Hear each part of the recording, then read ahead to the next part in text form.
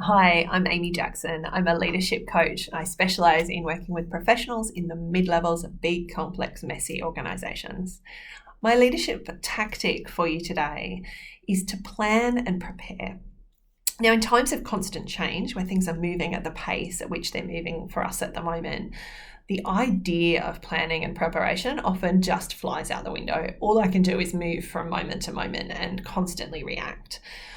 When I slow that down a little and actually intentionally plan or prepare for the conversations in particular that I need to have, I activate those pathways in the brain that are really thinking about the relationship that I'm building with this person, the longer term outcome, what we're trying to achieve here.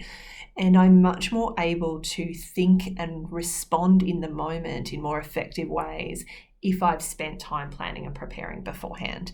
Now, things never go the way you expect them to, but that's not the point. The point is around preparing my brain to be ready to respond to whatever happens rather than just react. So let's take an example. If I'm about to step into my team meeting online, whether that's a daily check-in we're doing, a weekly one, a problem-solving piece that we're going to do together, if I've actually taken my time to prepare, the conversation's going to go more smoothly.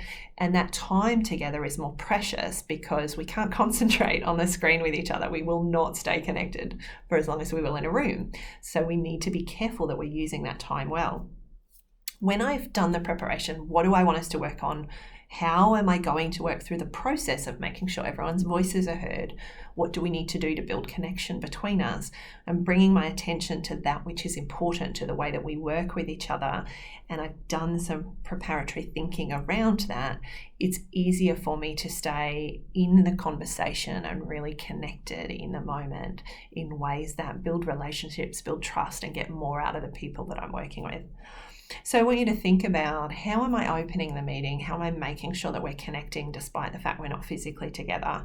What do we need to work through? What are the problems I need people to solve together? How are we going to use the platforms available to us to do that? What are we actually trying to achieve together? In the moment that we connect as humans and start our conversation saying, what are we trying to achieve together today? What's the purpose of this conversation? We align our thinking together and our brains start working in harmony with each other in ways that it can be difficult to do, particularly when we're remote. So thinking about articulating and being explicit about the purpose of this call is a great way to get everyone working together faster. And I can only do that if I've really thought about that myself. Also, if I want people to be thinking in the moment and bringing their best thoughts, if I've got my brain processing about the change in context, everything's different, blah, blah, blah, I have less resources to access in the moment where you want me to think well.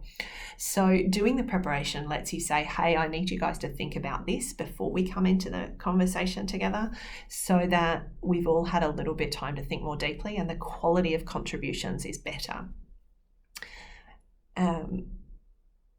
I want to keep talking, but I'll ramble for another 10 minutes about this. So I'll break it up into some more sections. For today, think about, what am I doing that still lets me be prepared for whatever conversation I'm walking into, even if I'm sitting on my couch at home doing my work. That preparation piece still makes a difference to your conversational quality, your relationship and trust building, and the effectiveness of the work that you're doing. Go and plan and prepare. Good luck today.